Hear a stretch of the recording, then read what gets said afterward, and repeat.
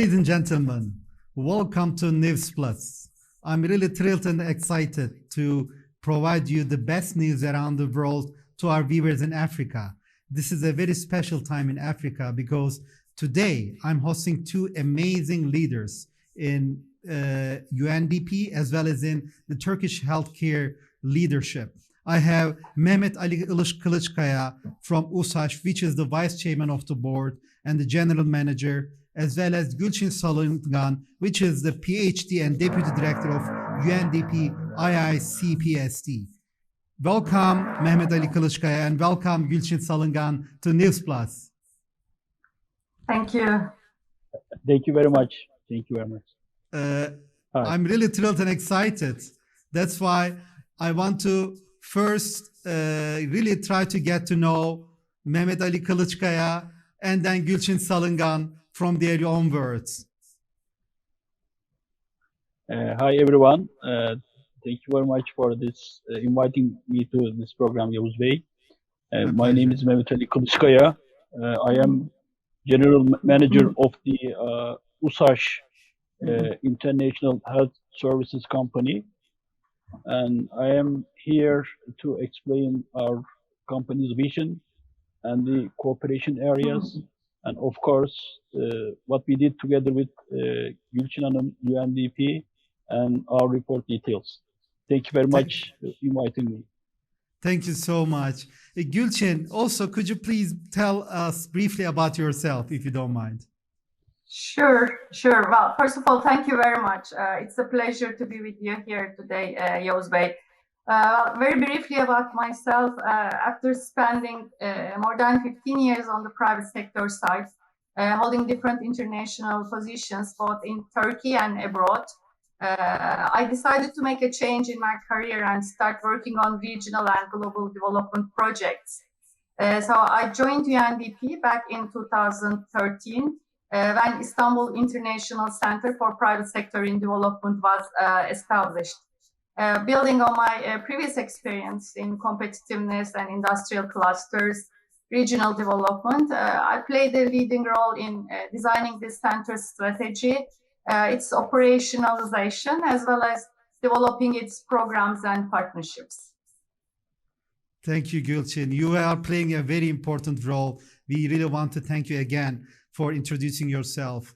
Dear MEHMET Ali Bey, I really want to first start with Ushaş. I know how Ushaş is important, and I want you to tell us about the vision and the mission, as well as the work you're doing at Ushaş. I think you are very critical, and the value and the vision it is bringing in healthcare tourism, as well as in medical device and pharmaceutical other areas. Ushaş is becoming a shining star also with fight against COVID. But I want to really understand from you what Ushaş's view is. If you have any presentation that you want to share, you're most welcome, Mr. MEHMET Ali Bey. Thank you very much, Yavuz Bey. I will briefly explain our company and our vision. And first of all, Ushaş International Health Services Incorporation is a company established by law, and the owner of this company is Minister of Health of Turkey. This is very important. Yes. That makes Ushaş very powerful in that sense. And when we look at the establishment law of the Ushaş, the first and most important duty is that the promoting health services of the Turkey in the international area. Secondly, we are acting as an intermediary company in terms of health tourism. That means we are acting on the behalf of both the public and private hospitals of the Turkey to make patient transfer. That means health tourism. Also, we have a role to provide information about the health system of our country, yes, and provide consultancies regarding with the health system and health financing. Also, PPP models that in the last decade, Turkey successfully achieved these PPP models. Also, meeting the international demands for the establishment and the development of the systems in this area. Also, Ushaş has a role and duty to open and operate health organization in the abroad, and supply medicine and medical devices and supplies, and carry out healthcare education, and also conduct international congress seminars and other related areas in the area of health organization. These are the duties that given by law. Based on this, Ushaş offer to its counterparts in certain areas for cooperation, and we are offering our counterparts, our brothers and other neighbors countries to operate in the health tourism. This is the first thing that we can conduct together, and also we are we can open offices, diagnosis center, and outpatient clinic and hospital in the abroad, and we can also cooperate in the area of medicine, medical device, and consumables, and PPP models. We can cooperate. Also, healthcare information and management system and education. That means all the systems regarding with the health in general are the area of Ushaş, and we can offer cooperation in these areas. And as you know, Turkey, one of the leading destination in the world in terms of health tourism, among the top 5 countries actually. Yes. And this is because of the Turkey's modern medical technology, and also qualified personnel and high quality services, close flight distance. That means among the for our flight distance, there are 57 countries in Turkey. This is Yes. shows the Turkey's destinations, and also touristic facilities, social cultural similarities, and short waiting period, and of course affordable medical fees. These are the reasons why Turkey top country in terms of health tourism. And Ushaş role is to promote Turkey's health capacity, healthcare infrastructure in the world. And Ushaş doing this promotional activity through using, of course, certain advertisements, certain online and offline promotional activities. We are conducting digital marketing activities. We have a portal, a tourism portal that we are operating, and also conducting other, as I said, promotional activities to promote, to explain the Turkey's health capacity in the world. And also, Ushaş giving very much importance to the G2G relations. This is a young company. 2 years has been passed, the Ushaş establishment. In these 2 years, we visited so many countries. Before the pandemic, for example, we have visited 20 more countries surrounding Turkey. Also, after the pandemic, for example, last October, we had a video conference in Turkey, in Ankara, and in that video conference, 52 different countries, diplomatic representatives and ambassadors attended this conference. And we are also following this cooperation and this visit to those countries as well. And what we are promoting, what is the Ushaş portfolio actually? The Turkey's medical, Turkey's all the public and private hospitals are under the Ushaş portfolio. That's and university amazing. hospitals, of course. For example, in the last decade, Turkey and Minister of Health of the Turkey gave so much investment in the healthcare infrastructure. And city hospitals, for example, in Ankara, we have one of the largest health facility in the Europe, and the third largest health facility in the world. And these hospitals, trained service, are operated by Ushaş, for example. This is our Yes. portfolio. Also, in Istanbul, for example, we have Başakşehir, Çam ve Sakura City Hospital. It's a huge hospital. Yeah. This is also a very nice hospital and high technology, and all the physicians are the best in Turkey. And we are also operating foreign services of this hospital as well. That's great. These are the power of the Ushaş. This is amazing. And, so, ladies and gentlemen, make yes. sure to call through these numbers. This is an opportunity to actually connect with the top leader in the healthcare sector here from Turkey. So make sure to connect to Mehmet Ali Kılıçkaya through our WhatsApp numbers. And we're here to support our brothers and sisters in Africa, around the world. Dear Mehmet Ali Bey, from you, I want to move now to Gülçin Salıngan, with your permission. Gülçin, I'm really curious about, you're doing an amazing work at the UNDP IICSPD. So, and the center's work in Africa. Can you please tell us about the UNDP IICSPD and the center's work in Africa, if you don't mind? Sure, with pleasure. UNDP IICSD is one of the UNDP's 5 global thematic policy centers established in partnership with the government of Turkey. And we have a specific mandate to leverage the role of private sector in development. What we do is basically support businesses to align their activities and investments with the 2030 agenda, with the new global agenda, helping them to embed the SDGs into their strategies, decision-making processes and practices.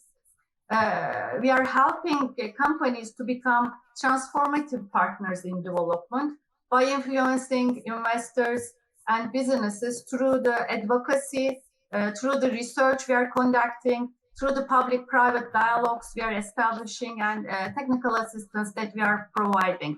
Of course, on the other side, as you appreciate, we also support governments to establish enabling policy and regulatory environments for private sector engagement, while facilitating multi-stakeholder partnerships.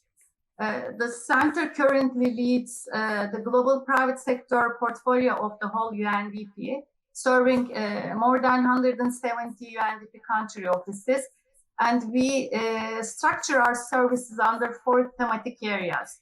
One being the private sector engagement through South-South cooperation. The second one is the private sector-led skills development. The third, impact investing. And the last, not least, is the resilience and crisis response. Our center also hosts global platforms relevant to its thematic areas, such as Business Call to Action for Inclusive Business Models, Global Islamic Finance and Impact Investing Platform, and Connecting Business Initiative. Since our establishment, this center has a very successful track record of establishing global partnerships with diverse group of institutions, as well as serving more than 70 country offices and governments. I can say that we produce around 25 global publications and managed to reach more than 10,000 international audiences through our organized events. In respect to our work in Africa, well, as you all appreciate, I mean, Africa presenting a very significant potential, sure, together with numerous challenges, has been a priority for the center's portfolio.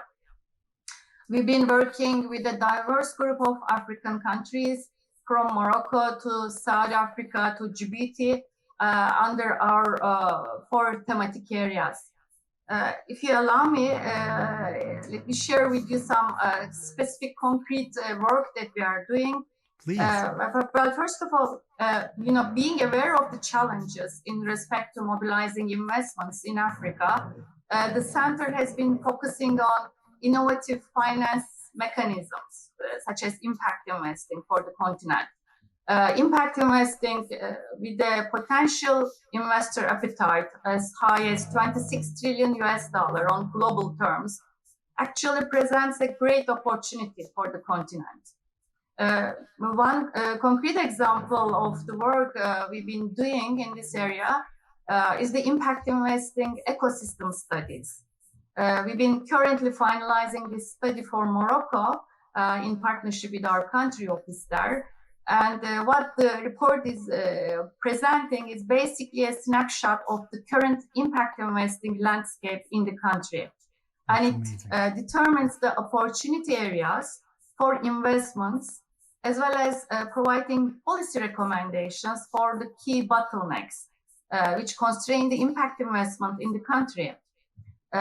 Morocco presents a particularly interesting context for impact investing, as it has a comparatively developed financial market, and it is the 5th largest economy in Africa. And it also has been presenting a strong policy momentum to increase the investors' confidence and interest in the country. As a matter of fact, our initial findings show that health technology-related business models, as well as frontline women-led startups, present good opportunity for investors in the country. Yes. Besides North Africa, we've been working in other parts of the continent on impact investing. Last year, in October, we had the honor to host a delegation led by the Minister of Economy and Finance of Djibouti, together with our UNDP colleagues. And we agreed for a strategic partnership on a number of areas, including the impact investing ecosystem study. As you all know, I mean, being an entry point to the Horn of Africa region, where there is a great potential for a strong regional economic integration, we recently initiated 3 exciting projects in the country.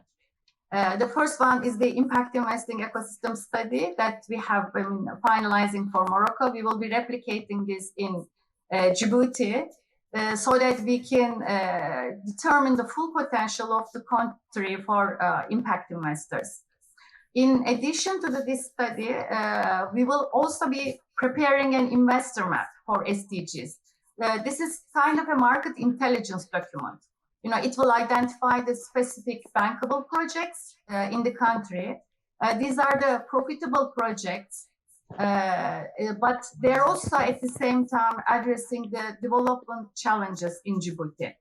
This will be an instrumental document in increasing the investment momentum for the country by identifying the impactful business models that are aligned with national policy priorities. The center will be also providing support in the development of Islamic microfinance in Djibouti as part of a larger project regarding the SMEs. We will be providing technical assistance to develop a strategy and activity plan for an Islamic microfinance program in the country. One other important initiative that I would like to talk about is the one on renewable energy investments, which also aims to unlock private sector investment for solar energy in Africa. We launched this project in collaboration with private sector companies to mobilize the renewable energy investments in Africa. As we all know, the African continent hosts both a great potential but also a pressing need to increase the share of renewable energy in the mix of electricity production. Unfortunately, 6 out of 10 Africans, which is approximately 645 million people, lack access to electricity in Africa. And this is an extremely in a contrast position with the great opportunity that the continent is providing in terms of producing, utilizing renewable energy sources. The continent has over 10 terawatts of solar power potential. So this initiative will be focusing on facilitating access to electricity in Africa, promoting mainstream clean energy solutions, as well as improving the private sector role in development and facilitating job creations. It has been initially designed in collaboration with the Turkish Solar Energy Industry Association, but I need to emphasize that it is open to other private sector actors in this field worldwide. Currently, we have prioritized 7 countries Senegal, Morocco, Nigeria, Ghana, Namibia, Ethiopia, and Gabon. In respect to our portfolio, besides investments, one other potential area with a significant challenge in Africa is, of course, the demographic trend. Africa has a very young population, as we all know. I mean, 60% of the entire continent population aged below 25. I mean, this is a huge opportunity, but this makes youth education and employment definitely an essential for Africa's future and growth. Although unemployment rates differ from region to region, the unemployment, especially unfortunately for women and youth, are much higher than the average. In Northern and Southern Africa, youth and unemployment rates around 30 to 50% respectively. So to seize this opportunity and address the economic and social risks, skills training, especially in digital skills and entrepreneurship, are key. Now, to address the issue of the growing digital divide between the developed and developing countries and these developed ones, IICSD established a Sustainable Development Goals Artificial Intelligence Lab, where we are engaging with talented data scientists from Africa and other regions. Currently, we have volunteers from Kenya, Uganda, and Morocco, and we are in the process of increasing the number of volunteers from developing regions, but particularly Africa. So this is a good program to make this call, I suppose, through you. Thank you for giving us this opportunity. I mean, the lab envisions collaboration with countries, but also with the leading tech companies in developing innovative solutions, especially digital solutions for different challenges, including disaster response. Now, for enhancing our efforts to contribute to the development of human resources, we have recently initiated another program called Skills for an Inclusive Future. Now, Skills for an Inclusive Future is a multi-stakeholder skills development network, and it's established in partnership with the European Bank for Reconstruction and Development. The network is to have an overarching cross-cutting agenda of inclusion, especially targeting the women, youth, and people in disadvantages. Thank you. It will be operating globally, so and the Africa will be one of the major markets of the platform. Thank you. Absolutely. Thank you, Gülçin Salıngan. Mehmet Ali Kılıçkaya, getting back to you after seeing this, I'm very curious about what the next steps are for you as Ushaş, and especially the amazing work you're doing and your vision. And also during COVID-19, what you have done in terms of the work with UNDP. Dear Mehmet Ali Bey, can you tell a little bit about that, if you don't mind, for us? Of course, Yavuz Bey. First of all, I would like to tell something about our interest in the African continent and African countries.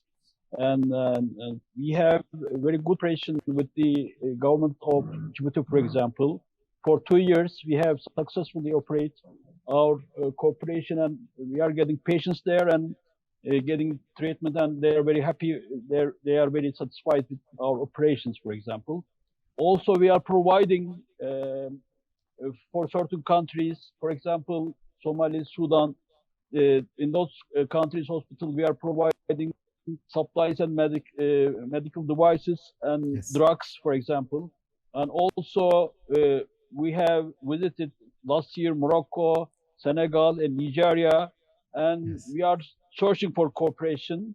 And also, lastly, some African countries' ambassadors, for example, Burkina Faso, Burundi, Congo, Zambia, I have visited, and we have offered cooperation protocols for those countries, Minister of Health, for example. And in that sense, we want to share our experience. We want to share Turkey's capacity of health and health experiences together with our partner organization, for example, with UN organization, UNDP, and of course, we can also work together with Turkish Exim Bank, for example. Yes. And these are the tools that how can we transfer those countries, the African countries, healthcare infrastructure. These are the main things that what we can do for the African country, African continent. I will also tell about the Ushaş role to fight against the COVID-19 in Turkey. Last year, for example, we acted very critical role at the beginning of the pandemic in Turkey. As you know, at that time, the PPE is very critical to reach those PPEs very critics, and we somehow managed the crisis management last year, and we encouraged the industry and managed the supply chain of all PPEs in Turkey, and also established supply, distribution, and logistic network in Turkey. At that time, for example, we have distributed so many surgical masks in Turkey, and we have also exported the other protective equipment, N95 masks, protective coverall, protective glasses, apron, and other examination and gloves. Even respiratory machines, right? That was badly needed. Yeah. At that time, it was the crisis, and we successfully managed it in Turkey, and also exported all over the world. Not only these PPE materials, but also PCR detection kits, for example.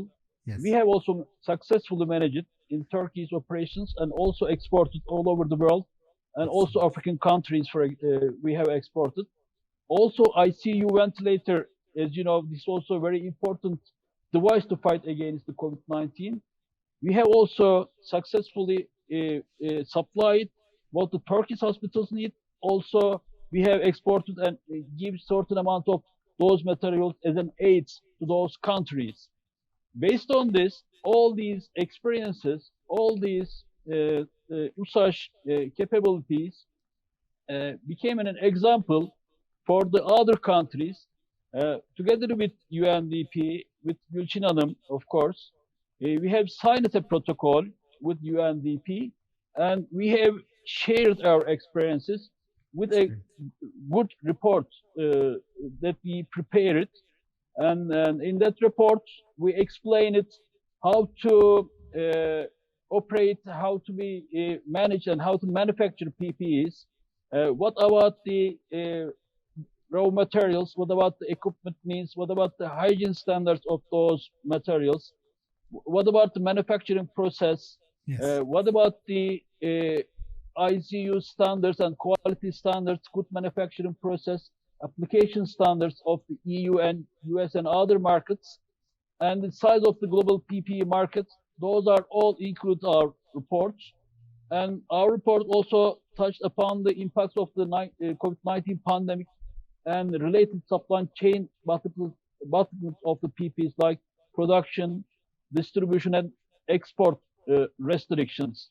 And this report, combining the lessons learned and strategies required for the production of PPEs, and will make considerable contribution to the improvement of the global PPE supply chain. Excellent. And also, it will contribute to development of local capacities manufacturers and pave the way for them to produce international quality standards. And this is, for example, the first cooperation area with UNDP. We can cooperate in other areas as well. As I said, we can transform those countries' healthcare infrastructure. We want to be a problem-solving partner of those countries. We are ready to share our experiences. This is phenomenal. Mehmet Ali Bey, you're doing an amazing work, and Ushaş is an opportunity for the entire Africa. There is no question. Getting back to Gülçin Hanım, Gülçin Salıngan, I'm very curious to what Mehmet Ali Bey has mentioned on behalf of Ushaş. Could you please also talk about how COVID-19 changed things for UNDP, IICSD, as well as your collaboration with Ushaş in this context, including this amazing work? Thank you. Yeah, sure. While we continue working on the projects I discussed previously, upon the global pandemic in 2020, as you expect, and similar to the whole UN system, we also repurposed and modified our portfolio to address the immense challenges of this, unfortunately, humanitarian crisis. In this context, as Mehmet Ali Bey already mentioned, last year, we have approached Ushaş, building on their extremely successful experience in Turkey in terms of the responding to the COVID-19. And we start exploring joint capacity building opportunities and transfer of know-how to the other countries, which is in desperate need. This is actually the purpose of our first thematic area of private sector engagement in South-South cooperation. So under this umbrella, we signed a memorandum of understanding, and we have co-authored this PPE manufacturing report together. Yes.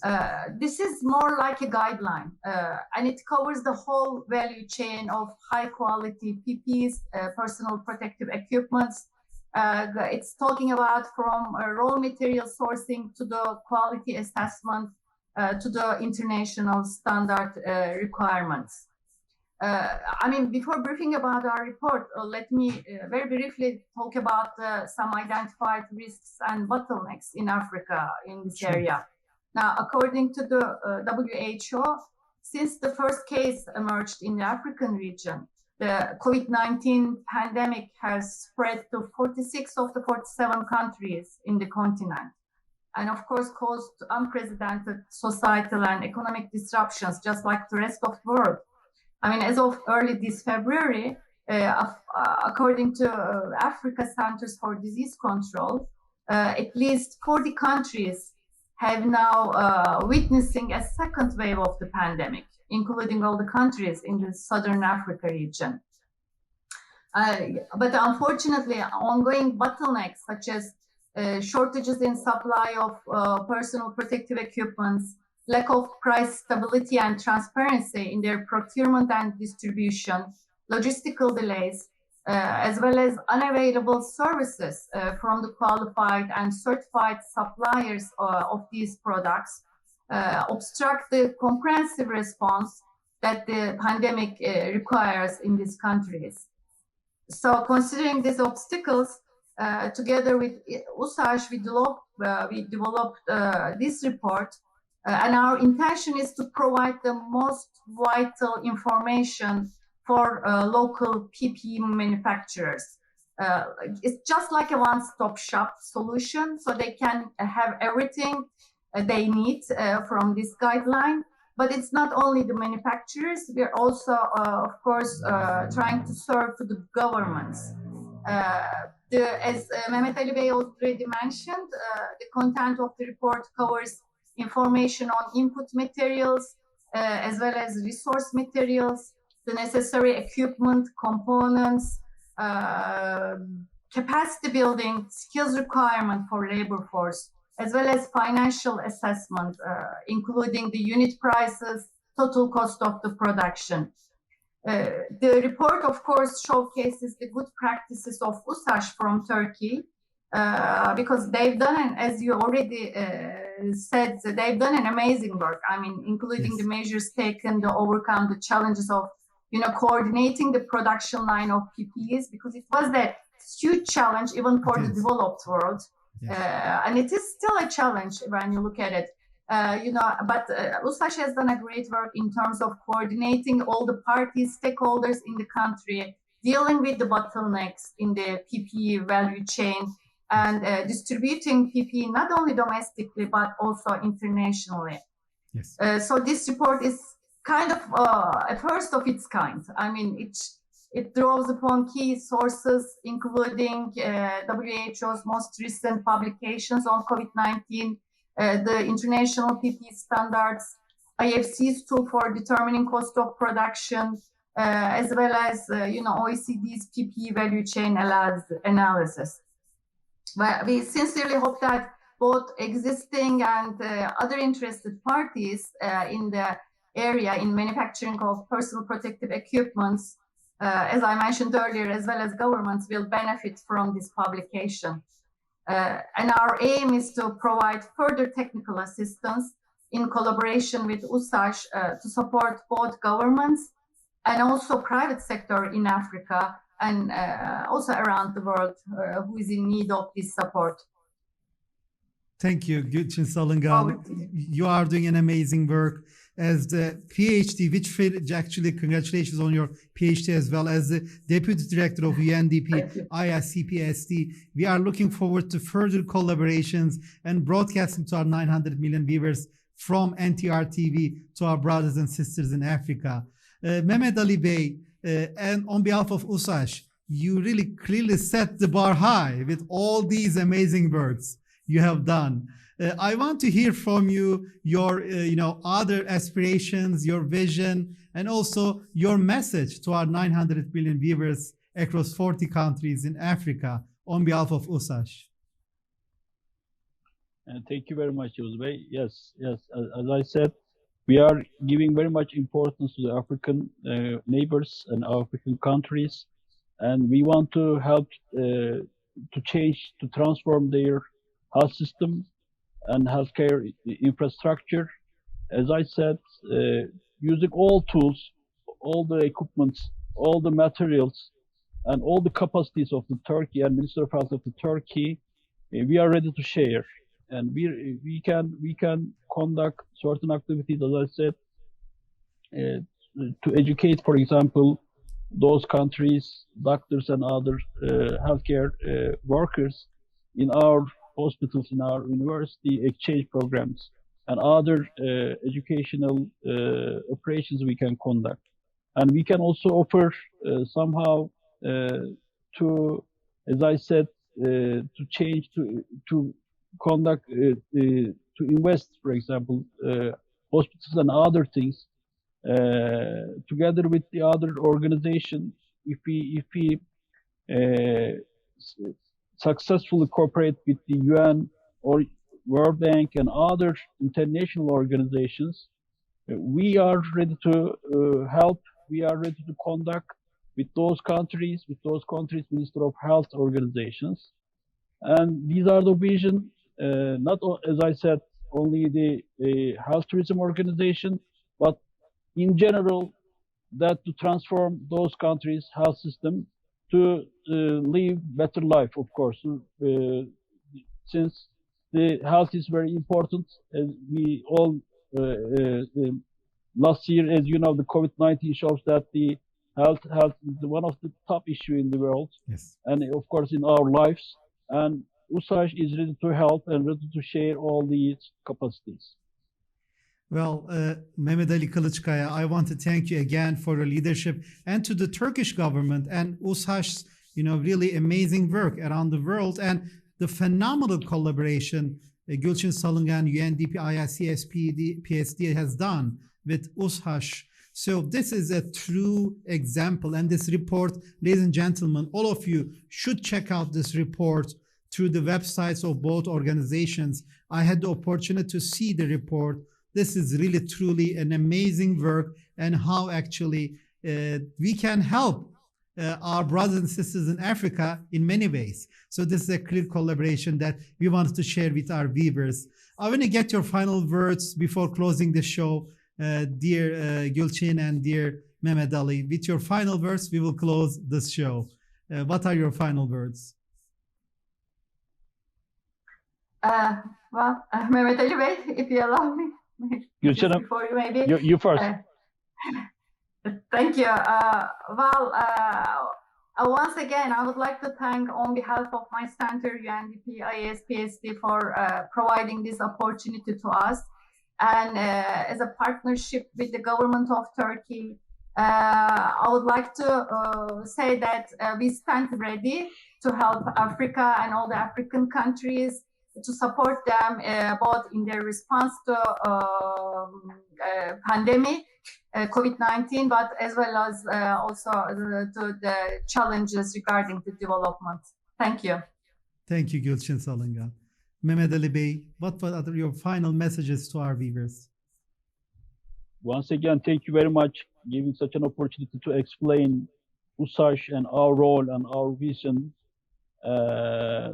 Once again, we are ready, not only Ushaş, the Minister of Health of Turkey in general, to help African continent, to African brothers in general, to share our knowledge in health, our expertise.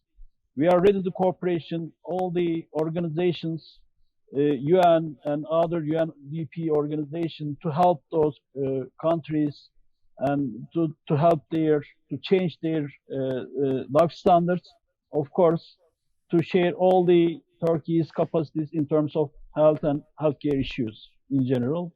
Once again, thank you very much giving us such a to explain our capacity and our organization. Thank you very much.